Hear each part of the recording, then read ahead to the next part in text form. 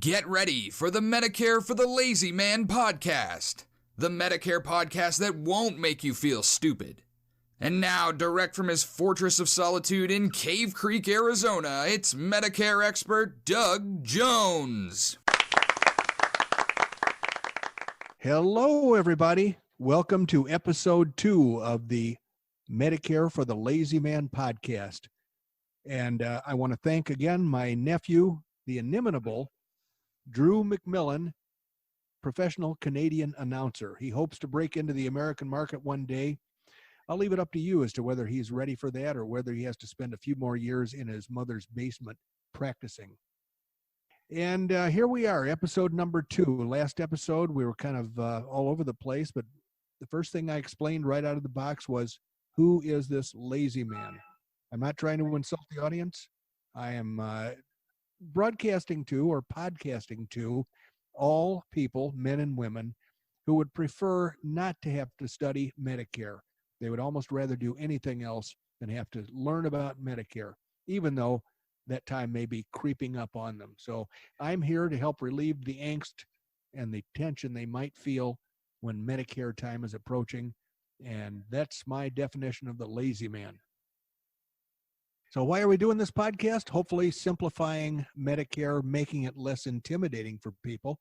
And who am I doing it with? Well, of course, my audio engineer and spiritual guru, Randy Carson. Hi, Randy.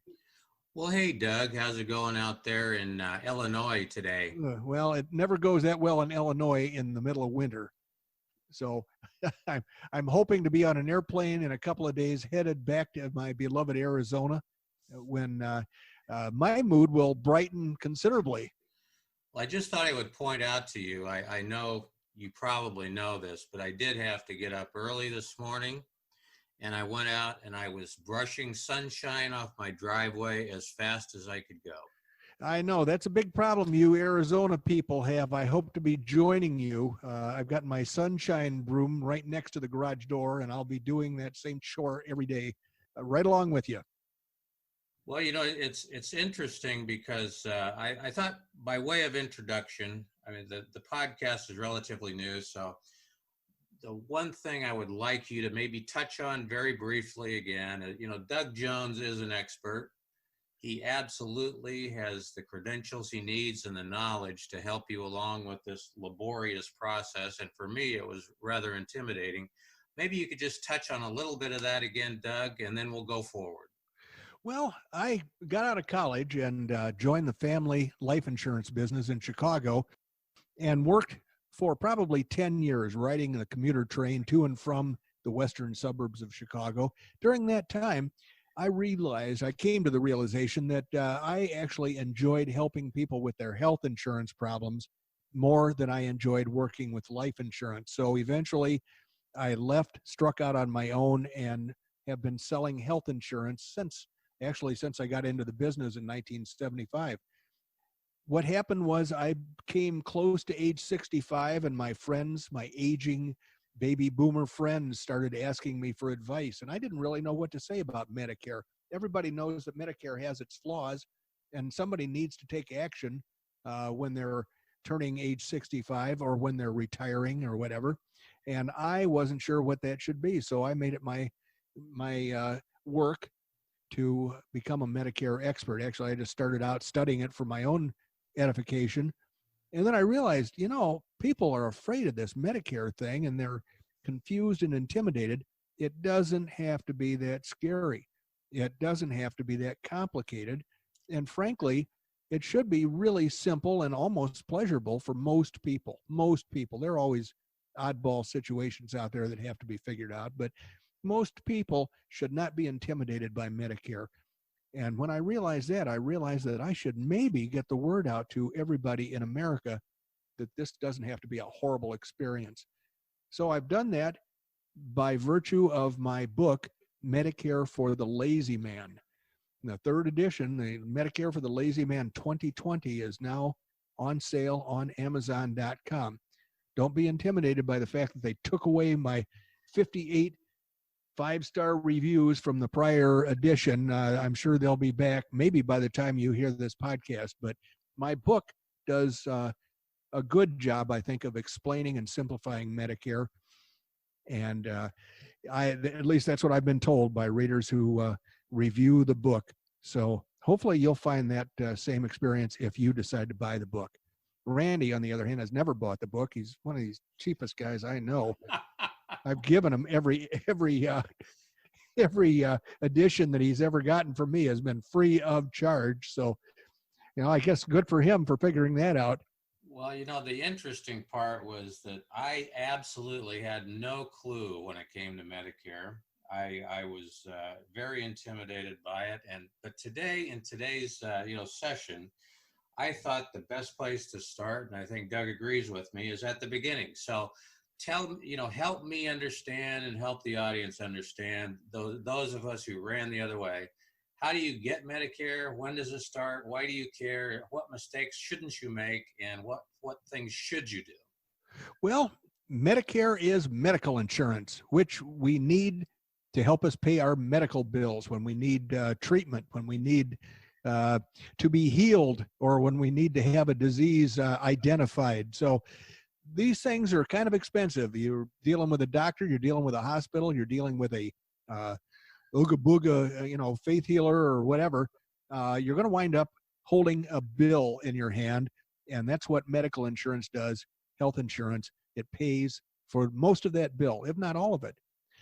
So why do we have Medicare? Well, back in the 1960s, it became very apparent that young people got a good deal on health insurance. It wasn't very expensive. And older people, because they use the services more, were being charged a greater amount for medical insurance. They were having to pay more, and it got to be kind of onerous. And so at some point, Congress felt enough political pressure that they said, let's set up a health insurance plan for people. We'll pick an age, say 65, and everybody in the country age 65 and older will be covered by this national single-payer health insurance plan. Now, having done that, they set up a plan that was adequate for its time. But since then, costs have risen exponentially, and the benefits have not risen, to match. So what we have is a national health insurance plan for people age 65 and above, and some others, but mostly we're talking about people who have reached age 65. So what we're talking here is a medical plan to help pay the doctor and hospital bills for people who have reached age 65 and are older than that. And we have found that medical costs have increased, outpacing the benefits that were originally set up by Congress. So now people on Medicare have some exposure. They find themselves having to share some substantial costs by virtue of the fact that the insurance just doesn't cover everything. What the insurance does cover is a good portion of hospital charges under Part A. What we have here is a health insurance plan for all people age 65 and older that contains two parts. There's a Medicare Part A, which addresses hospital charges, and a Medicare Part B, which addresses charges for those who are not in a hospital or a nursing home, what we call outpatient. So when you have Medicare, you basically have Part A and Part B together. That's called original Medicare. But it left some holes. It leaves some money on the table. It leaves some exposure to the person covered by Medicare. The potential for having to dig deep into your pocket to meet the balance of a bill that Medicare paid part of is very high. So we have Medicare supplements and Medicare Advantage plans. Those are two different types of plans that people can purchase that address the shortcomings in Medicare. But in a nutshell, original Medicare, dating from 1965, Part A for hospital charges, Part B for outpatient. Why is it set up like that? Why aren't they rolled into one plan that's easier to understand and explain and deal with?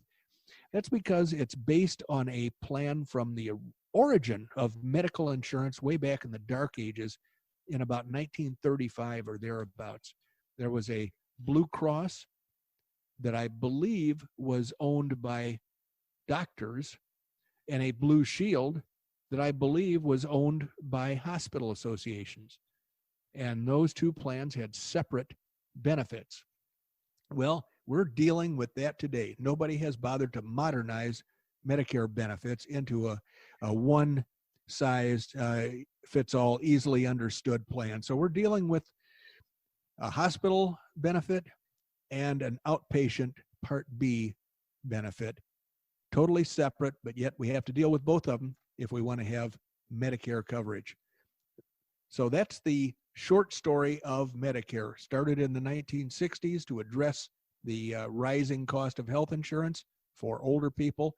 And what we have today is not much different than what they started with back in the 1930s. Is that enough of an explanation, Randy? That is enough of an explanation for the moment. This particular session 2 podcast, I thought this would be a great place to kind of sign off for today. Just give us a little bit of a teaser for what you're thinking about for next week. Well, as always, I'm going to be begging the audience to buy my book. Go to Amazon and look for Medicare for the Lazy Man 2020. It's in paperback.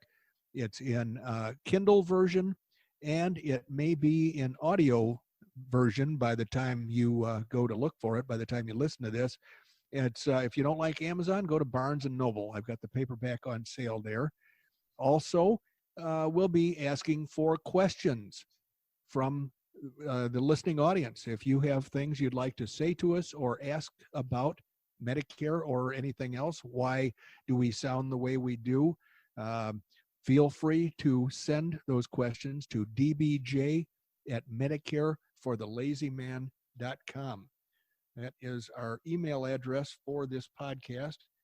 And next episode number 3, I want to discuss the difference between Medicare supplements and Medicare Advantage plans. That's a biggie for those who are approaching Medicare. That's where one of the big choices is made. And I think I can do some good by shortening and simplifying that explanation. So I'll look forward to talking to you then. I hope you'll be with us again. Absolutely. Well, thank you everyone for listening, joining our podcast. And again, we're going to be doing this on certainly a weekly basis, perhaps more.